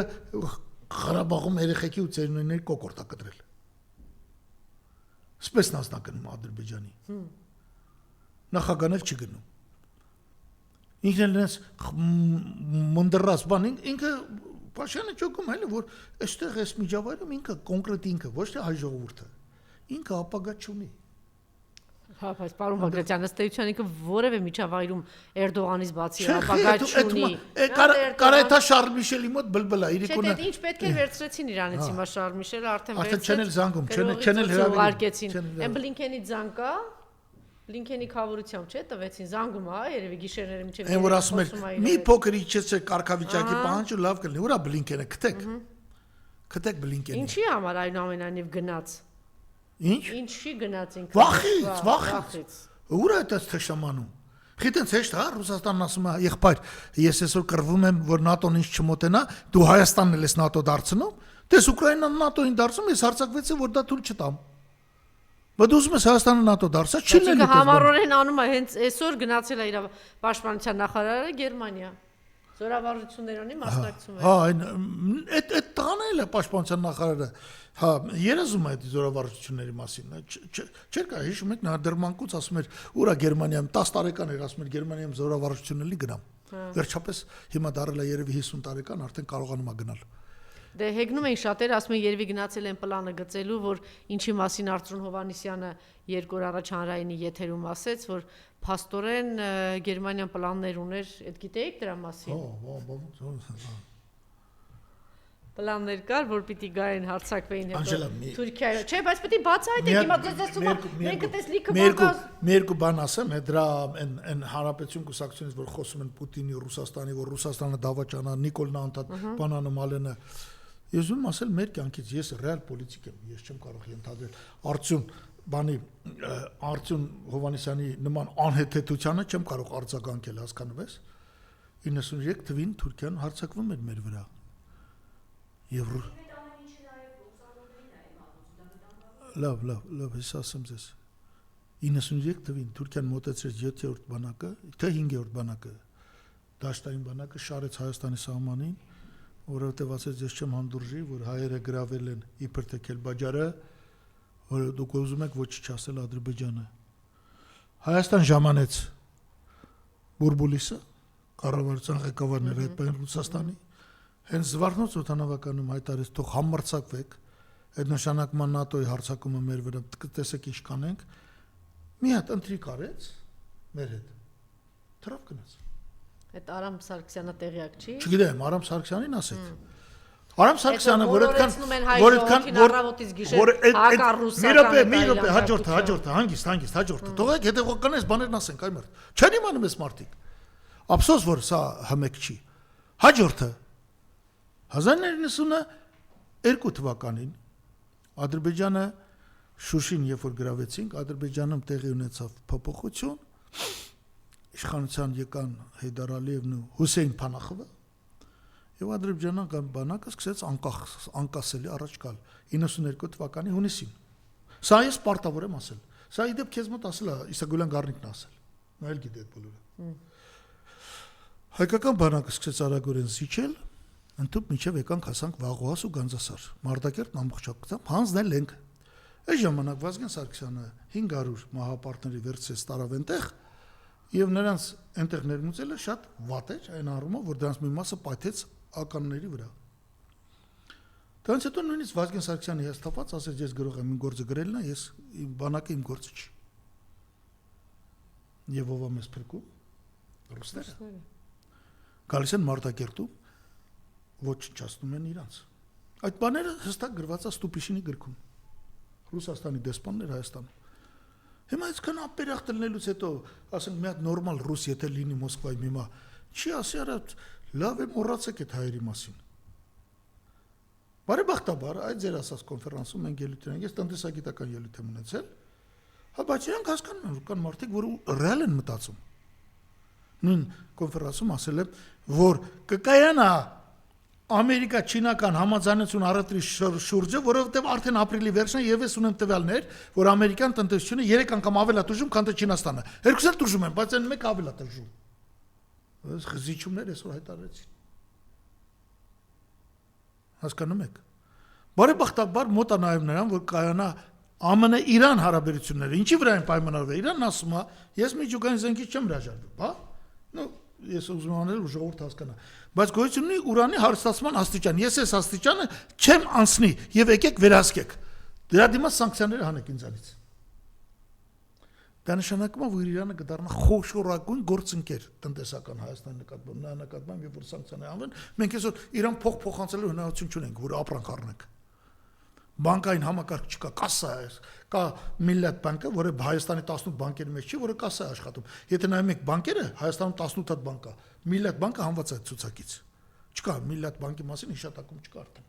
Էդ էլ մեր դավաճանությունն է, մենք ենթարկվեցինք միջազգային ճնշմանը եւ թղթակցային հարաբերությունները բանկային համակարգը պարոն Մարտին Գալստյանի հրամանով դադարեցրեց Իրանի հետ հարաբերությունները։ Այսինքն եթե Իրանի հետ առևտուր ունես, դու փոխանցելու հնարավորություն չունես։ Այս բոլոր դավաճանությունները մենք կերել ենք։ Ոնց է աշխարհը դիմանում, ոնց է բանը երկիրը դիմանում մեր քայլելու ծանրությանը։ Մեր այս ժողովրդի, այս դավաճան ժողովրդի հիմա դուք ասեք ժողովուրդն ինչ անի։ Այս ժողովուրդը հովանավորում է, չէ՞ սրան։ Այնուամենայնիվ։ Հիմա կասեք չի հասկանում, որ ուզենար կարար հասկանար։ Որովհետև խորաման խաղի մեջ է մտել, ասում է 20 միլիարդ գողացած փող կա, բերելու եմ քեզ բաժնեմ, դու էլ չաշխատես։ Հիմա էլ ասում։ Լորենս Արավիսկուն հիշեք։ Հայը հանկարծ իբր թե իր համար փողի աղբյուր է գտել։ Ժողովուրդ ջան, այդ ինքը որ 20 միլիարդից այսօր մի հատ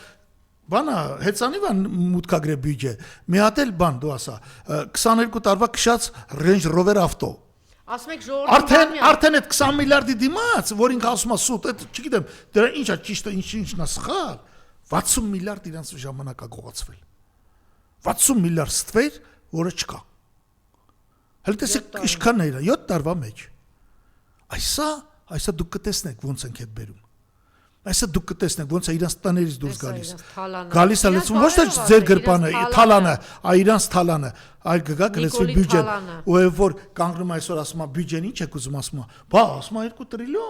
տրիլիոն։ Փող եմ բերի ասում է թալանը 5 միլիարդ։ Բյուջեն 2 տրիլիոն կոչված ժողովուրդ դա բյուջեի աճն է։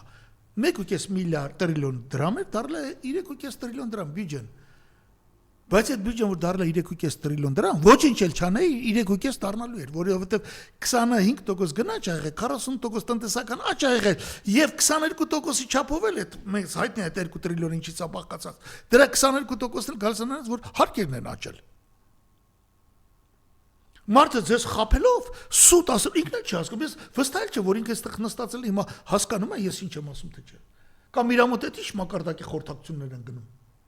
Որ ինքը սենց թվեր է գալի ասում, կամ էլ իմ կարծիքով ընդհակառակ ինքը նստում մտածում ասում ասենց որ ասեմ, հա Բագրատյանն է այնտեղ խոսալու, ուրիշ խոսացող չի լինի, հա դե Բագրատյանին ով Անժելան է կանչում, հա զանգեք Պետրոսին ասեք, այս իմ խոսալուց հետո պարլամենտում հանկարծ Բագրատյանին չշշկրեն հրավիրեն առաջի ալիք։ Էս է ձեր արածը պետության, ուրիշ ոչ մի բան չի։ Հա, բայց ասում եք ժողովրդին բան մի ասեք, ժողովուրդը ասում էր, ես գիտեք ինչքան մարդ եմ տեսել, ասում էր դե հա պիտի Արցախը տանք, էլի Արցախը բերեր, որ Արցախը տանք արդեն նորմալ կապենք։ Հիմա նույն այդ տականք շերտը չի տեսնում, իր հացը թանկացել է կրկնակի, իր թթվասերը թանկացել է, սոված մեռնում է, թոշակով չի կարողանում ապրի, խայտարակ սոցիալական տնտեսական բան վիճակի մեջ է։ Էլի դի բացատրենք։ Չէ, հիմա մի քիչ բացատրենք ասենք։ Ճիշտ է, պետք է բացատրենք, չպետք է հոգնենք, դա մեր ժողովուրդն է։ Այս նույն ժողովուրդը մենք կարող ենք բարձրացնել ու հերոսացնել։ Բայց հիմա ինքը կերցնում է, ասում է, հեսա բերում եմ 7 տարի ասելա, հեսա գնում եմ փողը բերեմ։ Այս հայվաններն էլ նստած դեբիլները թախտին նստած իմ մտածում են հեսա պետք է գնա մեկի գրպանից այսօր խորհրդարանում քննարկում են գնում են Քոչարյանի փողերը բերել ինքը 60 միլիարդ թալանել է 7 տարի այդ ամեն ինչը չկար բան ինքը նորից կերակրում է չասեք որ ժողովուրդը չի կերակրվելու դրանով մի րոպե Անջելա ջան արի մենք բարդ վիճակում ենք ցավը տա այս մարդուն հաջողվել է այդ ադրբեջանցուն հաջողվել է մեր երկիրը մտցնել կրիզիսի մեջ Դա Էրդողանի Ալիևի կողմից մտածված սխեմա է, որտեղ ինքը գործիք է։ Ուզում եք դուրս գանք, հարցնեք, ասեք ճիշտ է, նրանց փողերը որ բերեք, մենք լավ կապրենք։ Լսի, ճարի մեր անելիքան եք։ Դու խոսում ես Հրանտ Բագրատյանի հետ, լավ կլինի մենք տրամաբանորեն բացատրենք այդ ինչը։ Որովհետև մենք եթե խոսանք, ես կարծում եմ քու վրթովմունքը ժողովրդի հանդեպ բանա, գալիս է ժողովրդի այն հատվածի վրա, որը իսկապես մտավոր հետա մնացա։ Այո, ժողովրդի մեծ մասը այնուամենայնիվ առողջ է եւ գնալով ավելի շատ առողջանում։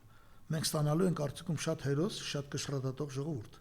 որին պետք է անդադ բացատրենք։ Բայց մենք պետք է հիշենք, որ այլևս մինչ Նիկոլյան իշխանության ձևով չպետք է աշխատենք։ Մի բան որ անում ենք 1000 անգամ պետք է բացատրենք։ Մեր իշխանությունների ամենամեծ թերություններից մեկը երկու մեծ թերություն են ունեցել, որ այսօր ժողովուրդը չգիտի, ասենք ժողովուրդը այսօր իմ մասին էլ չգիտի, հա, ինչ որ բաներ են պատմում, որ մենք իսկապես աշխատել ենք օրնի բուն մեր առողջության հաշվին, մահացու առողջության վտանգ ունենալով։ Երկրորդ մենք չենք ռեկլամել։ Երբ որ ինձ մոտ գալիս էր, ասենք Անժելան ասում էր գնանք սա ռեկլամենք, բան ասում է դե լավ էլի ժամանակ չունեմ, թող աշխատեմ։ Երկրորդը դա կրթությունն է։ Մեր կրթությունը ճիշտ կրթություն չի, դպրոցական կրթությունը բուհերում։ Մեր երեխեքը մեծանում են առնչվելու այս խնդիրներին։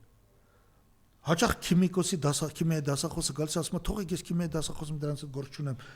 Ամեն մի դասախոս, ամեն մի, չգիտեմ, ինչ մասնագիտության որ լինի, ունի էլեմենտ, ունի փոքրիկ տար քաղաքացիական։ Պետությունը տեղը դնելու, արժեքները չխարխուսելու, ավելի նոր բերանը չբացելու, երբ որ դասախոսը բացում է, դե դուք գիտեք, թալանչի երկրում ենք ապրում եւ այլն։ Բայց ինքը ասենք եւ մարդը եւ նույնիսկ այն ազնվագույն մարդիկ, որոնք քիչ չեն եղել կառավարության մեջ, նորմալ պետական գործիչները ստանում են այդ պիտակները։ Մենք պիտի այդպես աշխատենք։ Հիմա ինչ էի ուզում ասել, ուրիշ բան էի ուզում ասել, սրա հետ կապված։ Ինքը այդ գրողը շարունակելու է ժողովուրդ ջան։ Բյուջեի օրինակով ցույց տվեցի։ Մեր բյուջեն 7 անգամ էս մարդը բյուջե հաստատել։ Ոչ մի դոլար չի մուտքագրվել թալանված փողից։ Ինչ որ գործեր են, որոնք ինչ որ դատարաններում են։ Այդ որ դա չի նշանակում, որ տվել են դատարան, այնց էլ հաղորդում են տալիս, որ արդեն այդպես բոլորը սխալ է եւ այլն։ Այդ էլ հələ չգիտենք դատարանները ինչ ռեակցիա կտան։ Հասկանում եք։ Եվ ես պիտի խնդրեի մեր ժողովրդին։ Հիմա մենք դուք ժողովուրդ գտնվում եք մտքի գաղափարական հեղափոխության մեջ։ Դուք արդեն սկսում եք հասկանալ, լավ ոնց Իջևանի Երևան գյուղից եկած մեկը մեզի sense խափեց։ Մանտրաշմինգ եք, բոլորի հետ է դա լինում։ Նման կարգի ավանտյուրիստներ շատ են եղել։ Այլ համախմբվեք։ Ես կոչ կանեի նաև քաղաքական ուժերին։ Դրա մասին խոսենք։ Չխափեք, հա, խոսենք այդ մասին։ Համախմբվեք, սիրելի ժողովուրդ։ Մի մանտրաշնգեք դրանից։ Շատերն ասում են դե լավ, որ արդեն ամաչում է, որ երկու անգամ Նիկոլա ընտրել, ասում է, բա ինչ անեմ, ոնց եմ, կամ չթամ ընտրության, կամ չխառնվեմ, կամ էլ գնամ էլի ընտրեմ, փնփնտալով եւ այլ։ Ոչ, դուք կորացեք։ Ձեր երեխեքով բանով կորացեք։ Ես պիտի սա խնդրեի, որ ժողովուրդը հասկանում եք, տենց բան կա, որ ասում է, ոնց որ բանը լեմ էլի ամոթատակ եմ եղել, հա, ամոթի տանք եմ մնացել։ Ամոթատակը լնել չկա, սա պետական հարց է, ազգի գոյության հարցն է։ Կա սխալ մի մարդ, Նիկոլ Փաշյան անուն ազգանունով։ Եվ ամոթ չի ասել սխալվել ենք։ Այդ մարդը իր կյանքը սխալվել ենք, հիմա շտկելու ենք այո, եւ ամոթ չի։ Սխալվել եք, շտկեք։ Հիմա տեսեք այդ գյուղացիները գլուխներդ բարձր, եկեք մեր կողքը կանգնեք։ Գլուխներդ բարձր։ Հասկանում եք։ Այո, ավելի վատ բան է տեղ ունեցել։ Ոչ ասում են նախկինների օրոք շատ ավելի լավ էր։ Գյուղացիներն են ասում, բայց այդ մենակ ասելով չպիտի լինի, պիտի այդ պայքարին էլ միանան։ Այո, այնպես որ մի բան։ Տեսեք, մի վտանգավոր չասեմ, սխալ սկսեցի խոսքս։ Հիմա Գյումրու ընտրությունները տեղի ունեցան։ Գյումրու ընտրություններում առանցին գնացին ընդդիմադիր ուժերը եւ որոշակի հաջողություն արձանագրվեց։ Նկատելի է, որ որոշակի քաղաքական ուժեր ասում են այս մոդելը պիտի օգտագործել համապետական ընտրություններում։ Ինչով է սա սխալ եւ ինչու մեր լիդերները, ասեմ այսպես, հայտնի ուժերի չեն ձգտում միավորված գնալ։ Եթե միավորված չգնան, ինչ նոր ձախողում է սպասվում, ինչ որ տեղի ունեցավ 2021 թվականին։ օրինակ, այսպես թե այնպես ժողովուրդը այդ ընդդիմադիր հատվածը լիդեր առաջնորդ ընտրեց Ռոբերտ Քոչարյանին, բայց Ռոբերտ Քոչարյանը կամ չունեցավ այդ գիտակցումը, կամ այդ կամքը, կամ իրեն թիմը չկարողացավ միասնական ճակատով գնալ եւ առանձին գնաց այդպես տարբեր ճակատներով ձախողեց։ Հիմա ինչ է փոխվել, ակնհայտ է իրենց հայտարարություններից եւ հատկապես ոգևորված Գյումրու ընտրությունից, որ հիմա էլ մենք կգնանք այսպես առանձին եւ հետո իբրև թե կմիանան։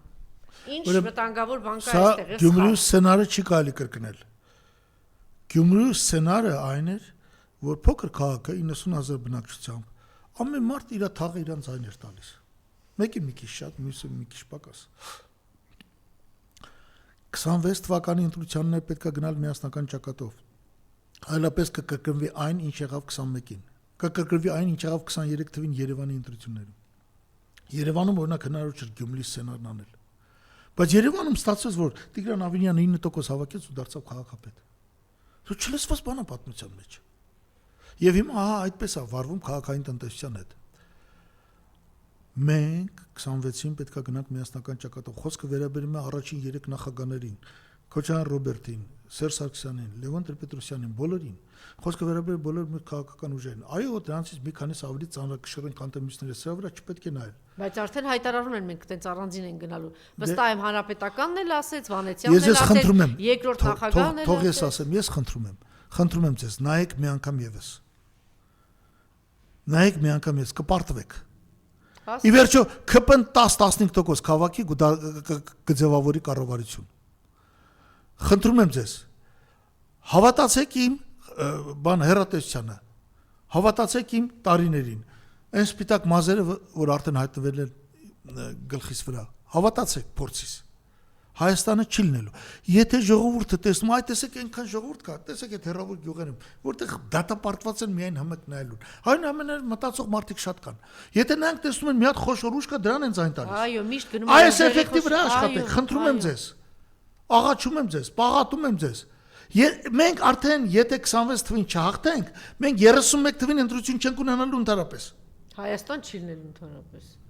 Դե հիմա Ռոբերտ Քոչարյանը այդ գիտակցումը չունեցավ, ժողովուրդը իրան լիդեր ընտրեց, այդ մարդը այդ գիտակցումը չունեցավ, գնաց պարտվեց եւ ձախողեց։ Հիմա նորից նույն բաներն է ասում, առանձին են գնալու, այնտեղից էլ ուժերն ասում են մենք առանձին կգանք, իբրև թե հետո բան կանենք։ Ինչ է, ոնց են մոլորեցնում Ռոբերտ Քոչարյանին, ոնց են մոլորեցնում, ասում են ձայներ կա, որ ոչ նրան կտան, որ նրանց կա։ Ես ասեմ ձեզ, Զարուհի Փոստանջյանի նման մարդը անուններով եմ ուզում խոսել, ել չեմ ասում այն Վարշավիրանոցը, որտեղ որ ես գնում եի, որ այսպես հական Ախքին, Նիկոլական, չգիտեմ ինչ։ Հիմա ասում են, հա, ճիշտ է, մեզ ուժեղ մարդ է պետք, պետք է իր շուրջը հավաքենք։ Զարուհի Փոստանջյանի նման մարդը ասում է, ճիշտ է, ինքը ուժեղ է իր շուրջը։ Այսինքն մարդկանց գիտակցության մեջ բան է փոխվել։ Ցավոք սրտի, մեր ընդդիմադիր առաջնորդներն այն ուժերը, որ հարում են իրենց կողքեն, հետ են մնում ժողովրդից։ Իրանք ասում են, չէ, մենք առանձին կգնանք, իբրև թե Գյումրու օրինակով։ Հետո կգանք կմիանանք, եթե ասենք թե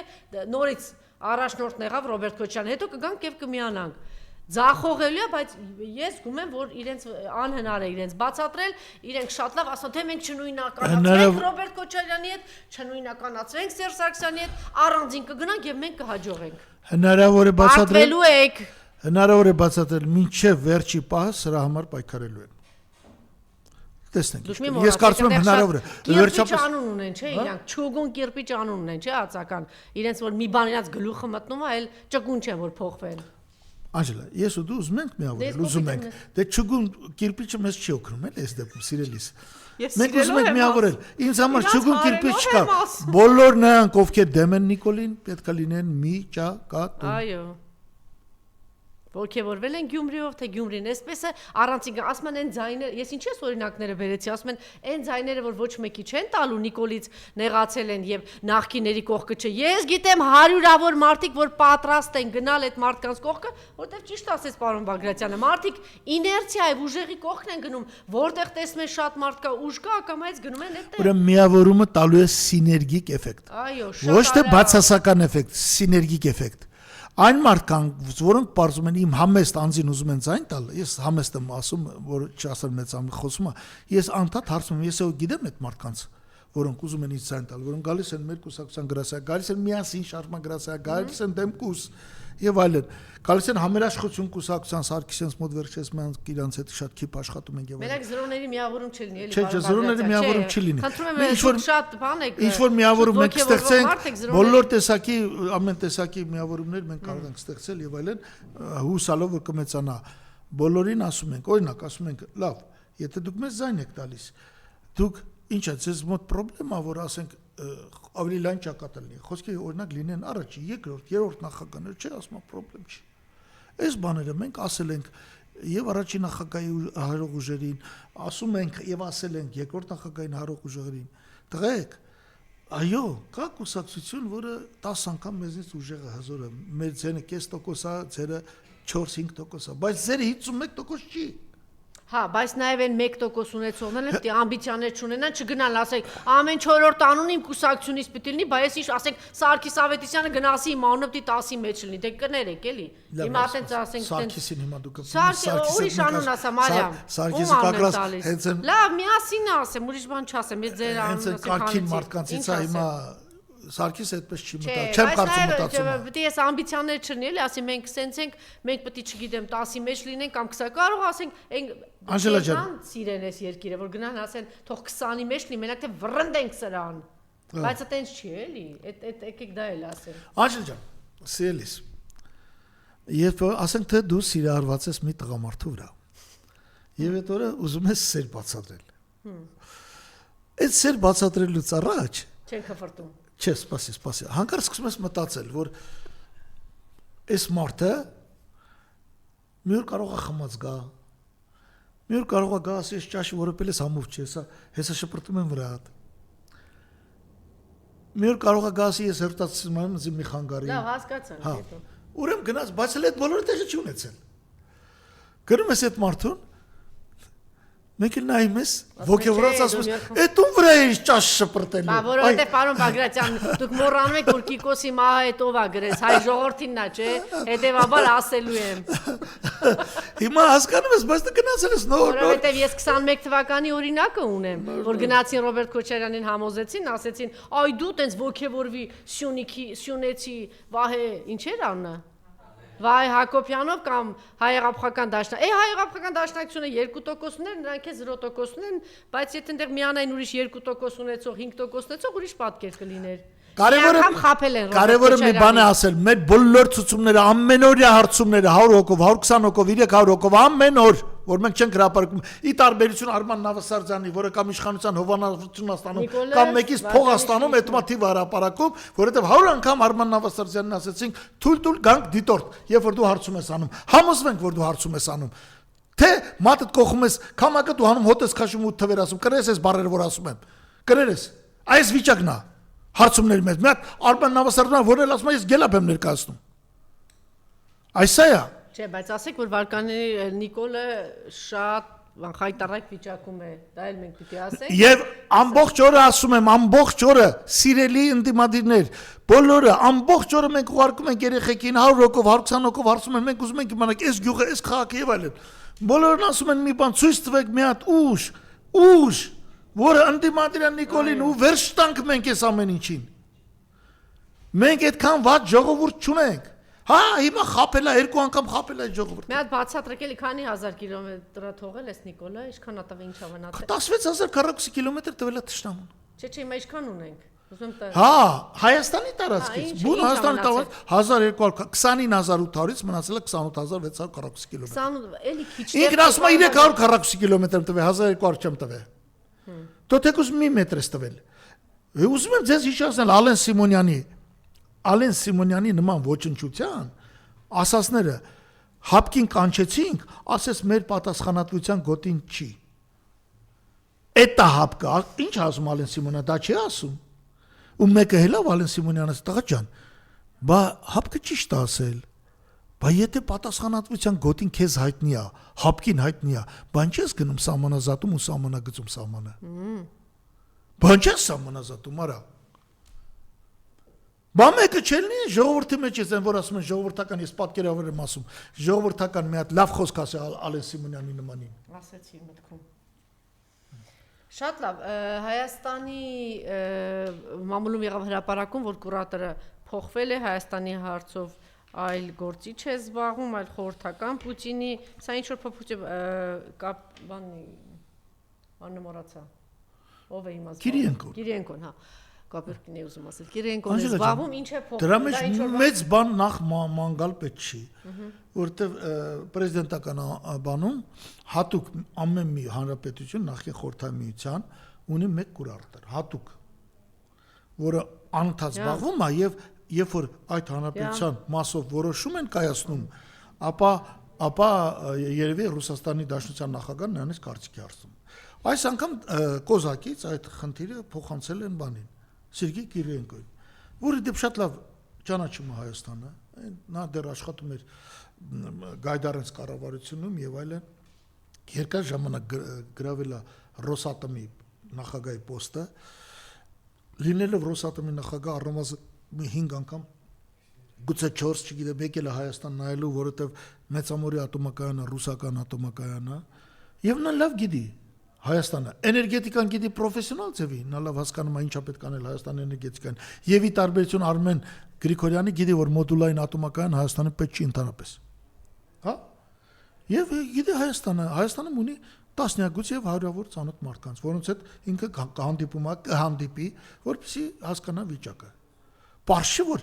Ռուսաստանի Դաշնությունը չի ուզում Հայաստանը զիջի ՆԱՏՕ-ի սահմանը մոտիկացնելուն, չի թույլ տալու։ Մեր խնդիրն է կամ դա թույլ չտալ, կամ էլ այնպես անել, որ մենք ոչ գժտվենք ՆԱՏՕ-ի հետ, չնայած ՆԱՏՕ-ի բանակի բաղկացուցիչ մաս կազմող թուրքական բանակը մասնակցել է Ղարաբաղի ադրբեջանականացմանը։ Այդ դուք չեք ասել, Էրդողանն ասել, այնպես որ։ Այդ Էրդողանն ասել է, չեմ ասում, հա, մասնակցել է, չէ։ Այնուամենայնիվ մեր խնդիրը ինչ է, որ կատաստրոֆա ունենալ արևմուտքի կամ բանի հետ, բայց մենք հստակ հասկանում ենք, որ նրանք ովքեր գնում են ՆԱՏՕ եւ թույլ են տալիս ՆԱՏՕ-ն մտնի իրանց երկիր, լինելով Ռուսաստանի հարևանը կամ անմիջական հարևանություն ունեցող, պատժվում են, որպեսզի Ուկրաինայի փորձը, որպեսզի Վրաստանի փորձը, որպեսզի կլինի նաեւ Հայաստանի փորձը։ Շատ լավ, ամեն անգամ մարդիկ իրան շահերն ունեն այն մարդ։ Իրանը Հայաստանին ասում է, լսի, արդեն քո դեմ կկրվեմ, եթե դու միջան ստաս։ Մարդ իր շահերն ունի։ Իրան ունի։ ինչ անի, ասում է իմ տարածքով պատրաստ եմ նախի չի։ Հա, բայց չէ, բացի դա էլ Իրանը ասում է, հələ փորձես միջան ստաս Հայաստանի տարածքով։ Ճանապարհ խնդրեմ։ Միջան ստաս ասում է, տես ինչ կանեմ, որովհետև իր շահն է։ Որովհետև միջան եթե եղավ, ուրեմն շրջափակում են Իրանին։ Իրանը հայտնվում է շրջափակման մեջ։ Այս պայդրությամբ մեր բախտը բերել է դրանով, որ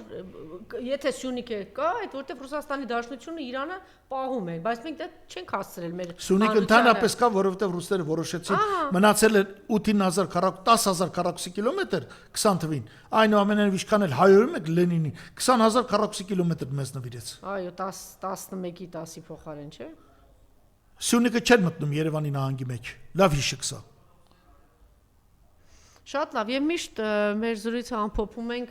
որտեւ անընդհատ կրկնում եմ, պարոն Բագրատյանն բացարձակ գործիչներից է, որ այս վերջերս մեկ ասում էր, ես այսպես ամեն ինչ կանխատեսում եմ, բայց շատ ավելի ճշգրիտ էր կանխատեսում, ասթե այսպես ասած կրեմլամերձ վերլուծաբաններ, փորձագետներ, քաղաքական գործիչներ, որոնք շատ կարճ ժամանակ էին դնում, ասում էին 1 ամսից կավարտվի, 3 ամսից կավարտվի ռուս-ուկրաինական այս պատերազմը, չգիտեմ, մաքսիմում 1 տարի 7 ամիս, բայց դուք այո, այս ամեն ինչը կանխատեսում եք, որ շատ բարդ իրավիճակում է հայտնվել Ռուսաստանը, բայց ոչ մեկ չի հաղթելու այս պատերազմում։ Հա, բայց ասացի, որ Ռուսաստանը համենայնպես չի պարտվել, էլի։ Չի պարտվել եւ ՆԱՏՕ-ն չի կարող անի իր ուզածը չի կարողանալու անել։ Արդեն 3-րդ տարի, 3 ու մի փոքր արդեն անցել է, խնդրեմ, ինչ պատկեր կա եւ դու մենք տեսնում ենք, որ ես չգիտեմ, այսօր առավոտ չեմ հետաքրքրվի, ամսի 15-ին Ստամբուլում հանդիպում են, ամենայն դեպս Ռուսաստանի Դաշնության նախագահը հրավիրեց բանակցություններ Ստամբուլում, նո մինչև Զելենսկին ասում էր 1 ամսվա հրադադարում, ու Ռուսաստանի ձեռք չի։ Բայց Զելենսկին էլ ասեց թող ինքը գա իր ինչ որ անհեթեթ։ Չէ, նո էլի դες բաներ ասեց, այնտեղից Տրամպը արձագանքեց, չհասկացանք։ Հիմա կարող է Լավրովը գա, ուղարկի արտգործնախարարի թող բանակցեն, ես չգիտեմ ով կգնա, այսինքն Ռուսաստանը ասեց, որ ոչ բոլոր խնդիրներն է լուծել, բայց ամենայն դեպս մինչև Դնեպր գետը գրավեց, մասնակի հաջողություն Ռուսաստանն է, դա հաղթանակից չի անվանի, խոշոր մասնակի հաջողությունն է դեպի Ղրիմ ցամաքային ճանապարհի արկայությունը։ Միևնույն ժամանակ պետք է ասել, այո, Ուկրաինան դիմադրեց, բայց հիշում եք, ես ասում էի, կա մի հարց, որ Այսպես է, դրա պատճառով նժարը Ռուսաստանի կողմն է։ Դա որ մարդուժը Ուկրաինայի կհատի, կվերջանա։ Այդ մարդուժը հատում է, կա վերջի տվյալները, ես BBC-ն եմ ասում, ռուսական բաները ուկրաինականները թողում են մի կողմ, որ բոլորը չի հավատացել, BBC-ն ասում է կա 840,000 կորուստ Ռուսաստանի կողմից, որից 1/3-ը բան են, զոհվել են, 3/4-ը, որը սովորական ցուցանիշ է պատերազմների համար, վիրավորվել են։ Դա եւ մոտարպես ասում է այդքան էլ Ուկրաինան է, բանը։ Այսինքն բայց եթե մի րոպե ընտանիք երկուսն էլ տվել են 250,000 զոհ։ Մի րոպե ընտանիք, բայց 250,000-ը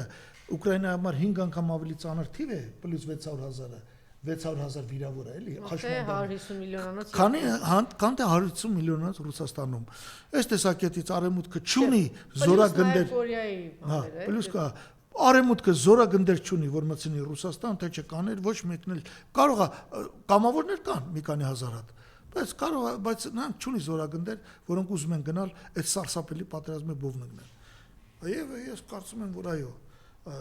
կարելի է ասել, որ մի թեթև հաջողություն կա, թեթևակի հաջողություն կա ռուսական կողմից։ Ի վերջո Զելենսկու պահվածքի պատճառով ուկրաինական ժողովուրդը կորցրեց տարածքի 25%-ը։ Կամ մի ուրիշ բան, որ Տրամպն էլ վերցրեց ռեսուրսների կեսը, 9.5 տրիլիոն է Ուկրաինա ռեսուրսներ, 4.75 տրիլիոն դոլարի ռեսուրս են տվել։ Ճիշտ է, ամերիկան կողմը եւ ստեղ ճշմարտություն կա, ասում է, հա որ ձեզ թողենք կարողանալ եք դա մշակել կամ բան ձեր այդ երկրում անպատրաստությամբ, տեխնոլոգիական հետամնացությամբ եւ կաշառակերությամբ։ Բայց մյուս կողմից հիմա Ռուսաստանը հրճակել է այդ տարածքները Իրանը, հիմա բայց այդ տարածքները դեռ չի չէ, այդ տարածքները դեռ չի ազատագրված չի Ռուսաստանի կողմից, բա ինչ արնելու այդ հարցը, այդ մարդիկ հրճակեցին, որ դա Ռուսաստանի Դաշնության տարածքն է։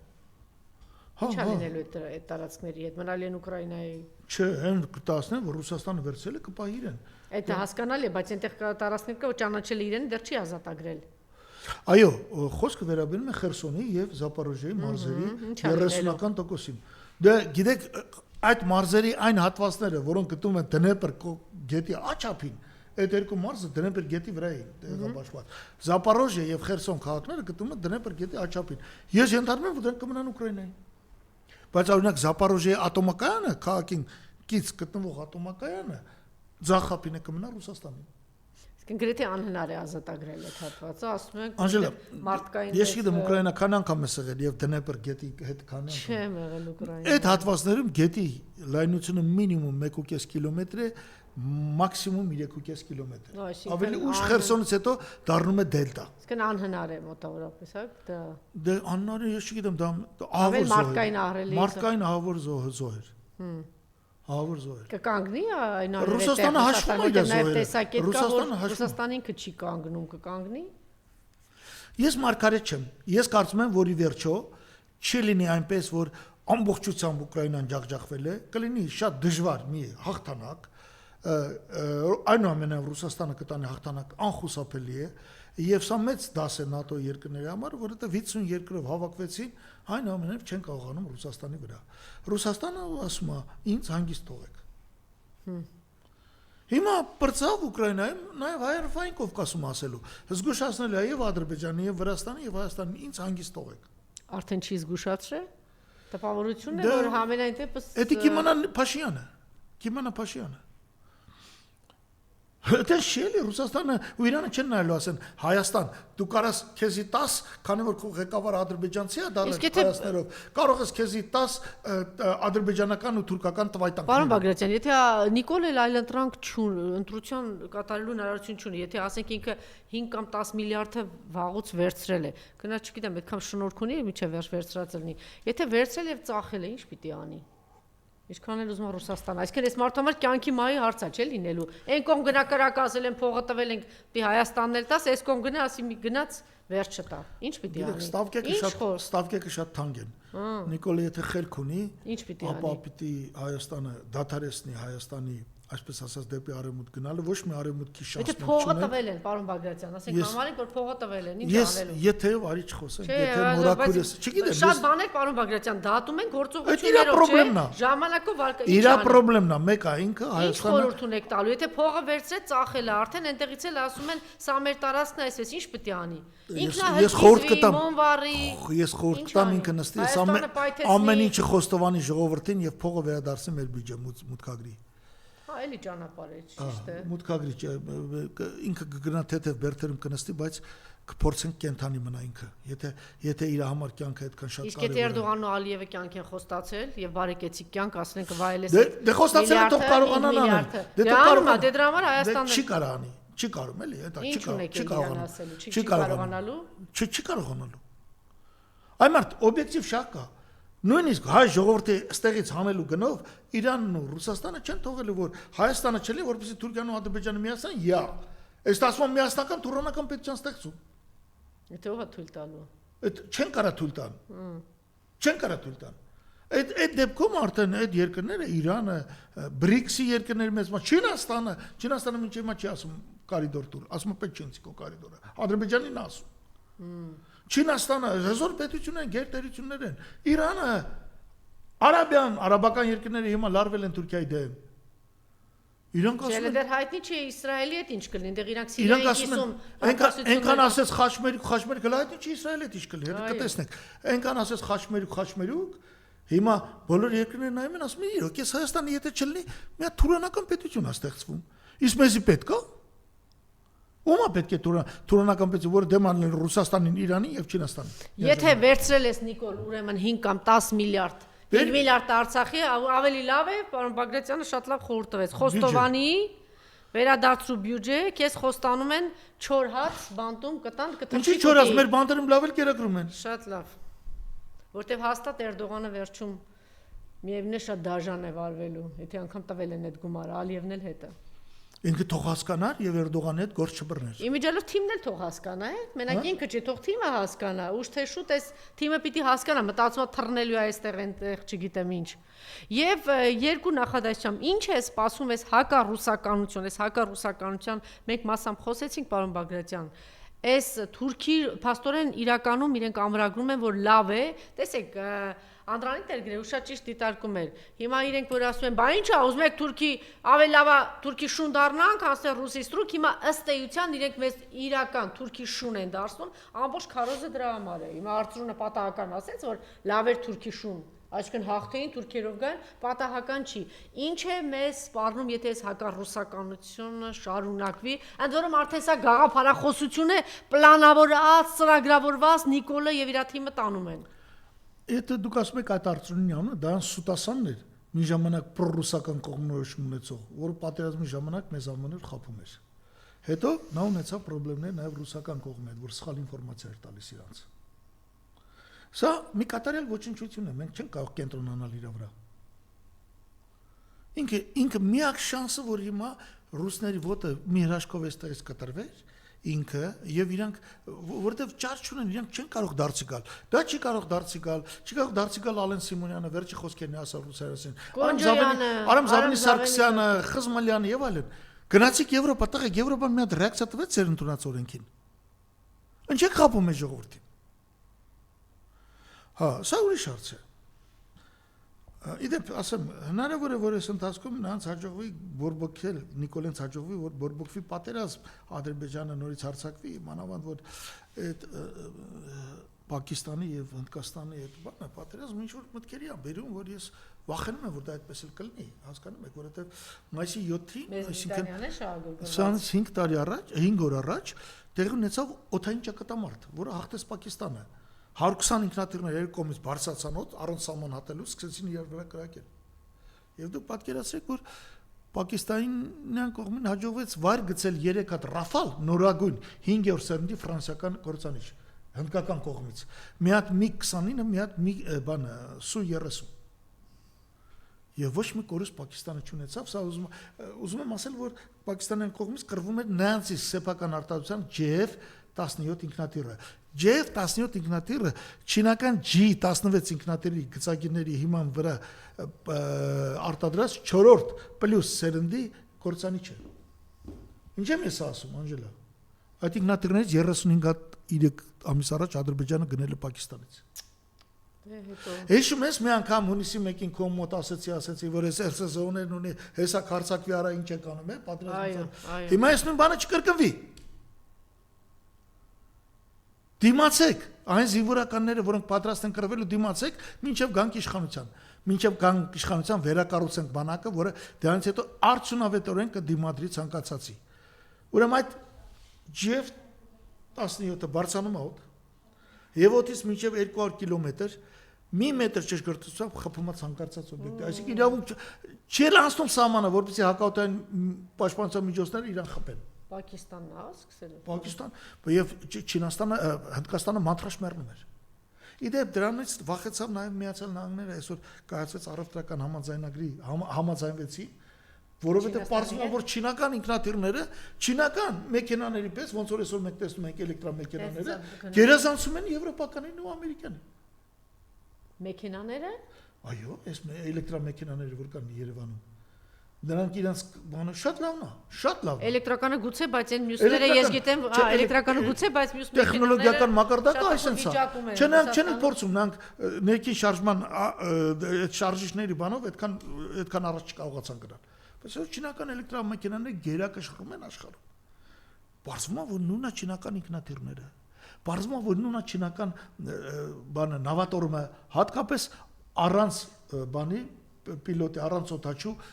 սուզանավերը։ Այսօր արդեն հայտարարեցին, որ Չինաստանի հետ այո բանակցում են եւ հնարավոր ստացի Միացյալ Նահանգները, ճիշտ։ Բայց Միացյալ Նահանգները հասկանում են, որ այնքան էլ ակնհայտ չէ, որ Տայվանի համար եթե պատերազմի Չինաստանի հետ, ով խախտի, քննելը խնդրեմ։ Չինաստանի տրամադրած լիցենզիայի հիման վրա Պակիստանը արտադրել է ինքնաթիռներ եւ J17-ը Ռաֆալ է խփում։ Ռաֆալները չկարողացան միად դրանցից խփել։ Իսկ Պակիստանի Ռաֆալը F-35-ին 16-ին չէ, 35-ին հավասար ինքնաթիռ։ Իսկ Պակիստան առաջին երկրներից, որ ասեց իրենց կողքը կանգնած ենք, դա Թուրքիան էր։ Թուրքիան, Ադրբեջանը, այո։ Իդեպ ասեմ, որ պատերազմի ժամանակ Մոսկվայում սամիթի շրջանակներում հանդիպել եմ Պակիստանում նախկին արտգործնախարար, այսօրվա նախագահի խորհրդական հայտնի տնտեսագետի հետ, անունը չեմ ուզում տալ, խոսեցի, ասեցի, հանկարծ մոտեցավ, ասեց, կլինի իրար հետ բան անենք, նախաճաշ անենք, նովոտելոտելու, նախաճաշ արեցինք։ Ասեց, բան չունես ասելու, ասի, չհասկացա, ասի, բան չունես ասելու, որ նա երբ եք ճանաչելու Հայաստանը։ Ասեց, խի հետ այնս պրոբլեմ կա, ասեց, վաղը կանք, էլի իրար հետ նախաճաշենք, ասի, վաղն եք, մյուս օրն եկավ, ասեց, գիտես, ասում են, որ շատ կարճ ժամանակում, առաջիկա ժամանակներում Պակիստանը կճանաչի Հայաստանի Հանրապետության, ասի, ով ասեց, չասեմ էլի, հետո մի քիչ թուլացավ, հետո ասեց, հաշվի արտգործնախարարն ասել։ Դե կարա հոպար։ Ես իրան այդտեղ ասեցի, ինքը չգիտեր։ Ասեցի, բայց դուք այսքան բարձր պաշտոն ես ունեցել, հայտնի հանրահռչակ տնտեսագետից աշխարհում, ես նույնիսկ քո գիրքերից մի երկու հատ կարդացել ու թերթել եմ, էլի, մակրո էկոնոմիկայի մասով։ Բայց դու չգիտես, որ մենք շատ մոտ ժողովուրդներ ենք, այն կեր։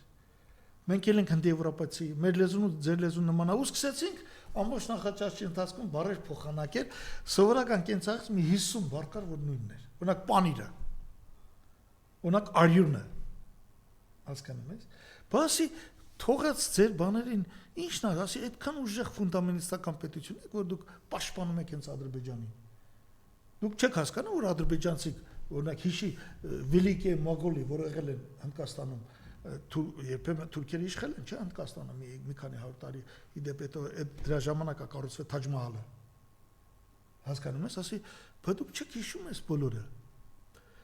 Այն ասում է, դե գիտես ոնց ասում է, ես որպես մտավորական քո հետ համաձայն եմ, բայց դժվար է հիմա գնալ ասել էդի կամած։ Ձեր քերն ինչ ասի Թուրքիայի հետ, ասենք, լավ, ասի, ես չեմ ասում է Թուրքիայի հետ վատեղ եք, բայց ինչ է հանուն Թուրքիայի այնքան սկզբունքային եք, որ դուք այսօր Հայաստանը չեք ճանաչում։ Դե դրա համար պետք է աշխատել բոլոր երկրների հետ, ոչ թե։ Իդեպ հանդիպումն ինքը ցույց տվեց, մարդը զարմացած մնաց, որովհետև ասես մյուս օրը հանդիպենք պատասխանը մեկավ ասես, լսի ինչքան իրավացի ես, մենք իրոք ձեզ չենք ճանաչում։ Մեզ մնում է միայն շատ արագ 4 պատերազմ բերող այս տգետ փողոցայիններին ճանապարհել, որից հետո ամեն ինչ լավ։ Ուղղակի տգե 4 պատերազմ բերած տգետ փողոցայիններ են։ Իրանք բարես ո՞ն իմաստով, այդպես է, թե այդպես չի։ Շնորհակալություն, պարոն Մակրեցյան։ Կանցրի։